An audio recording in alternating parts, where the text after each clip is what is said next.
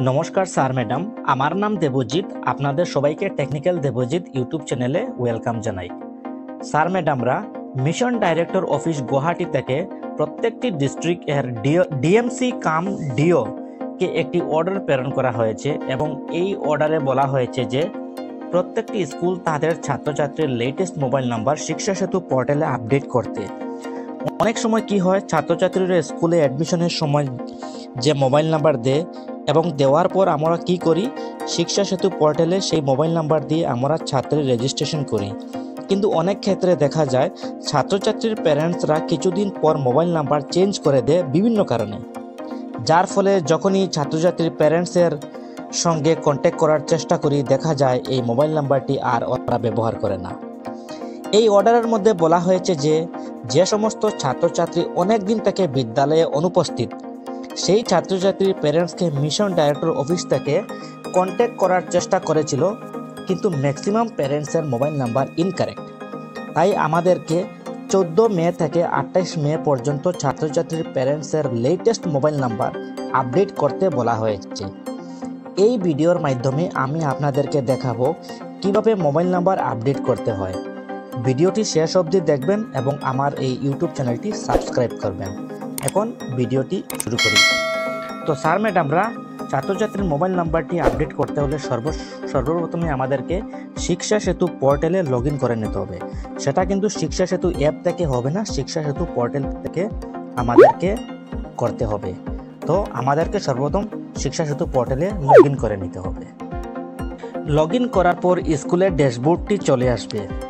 এখন আমাদেরকে কোথায় যেতে হবে, এই যে উপরে লেফট সাইড কর্নারে 3টি লাইন আছে, সর্বপ্রথম আমাদেরকে সেখানে ক্লিক করতে হবে। ক্লিক করার পর আপনারা একটা অপশন দেখতে পাচ্ছেন স্টুডেন্ট ম্যানেজমেন্ট।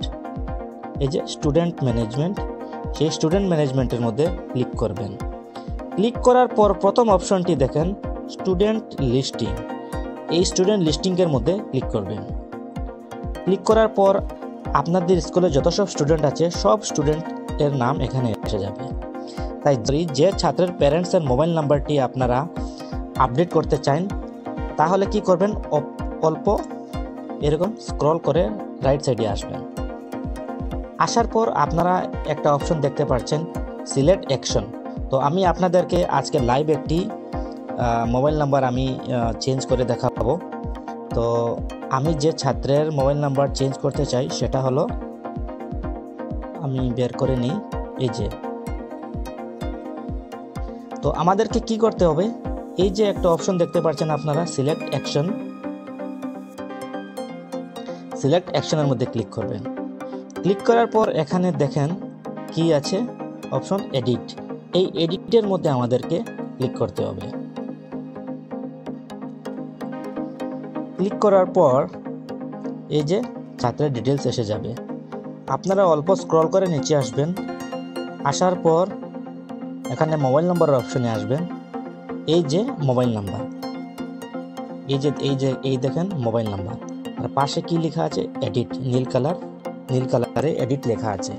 তো আপনারা কি করবেন, এই এডিটের মধ্যে ক্লিক করবেন। ক্লিক করার পর কি এসেছে দেখেন মোবাইল নাম্বার, এই মোবাইল নাম্বারের কলমে এখানে এন্টার করবেন, ট্যাপ করবেন।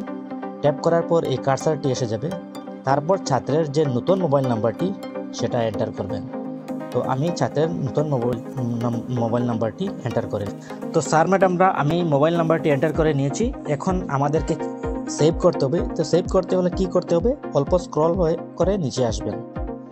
আসার পর বাকি কোনো অপশন আপনাদেরকে এডিট করতে হবে না, যেটা আপনারা অলরেডি আগে থেকে থাকবে এখানে। তো স্ক্রল করে নিচে আসবেন, আসার পরে যে একটা অপশন দেখতে পাচ্ছেন আপনারা নেক্সট, এই নেক্সট বাটনে ক্লিক করবেন। ক্লিক করার পর আবার এখানে নেক্সটের মধ্যে ক্লিক করবেন, নেক্সটের মধ্যে ক্লিক করবেন। করার পর স্ক্রল করে নিচে আসবেন, আবার নেক্সটের মধ্যে ক্লিক করবেন, এখানে নেক্সটের মধ্যে ক্লিক করবেন। ক্লিক করার পর এখানে কি লেখা আছে, কি একটা অপশন দিতে বলছে আমাদেরকে, যেটা দিতে বলছে এটা কিন্তু এখানে রেড কালার এসে যাবে। এই যে স্কলারশিপ অ্যামাউন্ট, সেটা ন করে দিই। এখানে নেক্সটের মধ্যে ক্লিক করবেন। ক্লিক করার পর এই যে এখানে ফাইনাল স্টেপ আপডেট, এই আপডেটের মধ্যে ক্লিক করবেন। ক্লিক করার পর ছাত্রের মোবাইল নাম্বারটি আপডেট হয়ে যাবে। এখানে কি লেখা এসেছে আফটার 30 মিনিট সময় লাগবে, আধা ঘন্টা সময় লাগবে সেটা আপডেট হতে।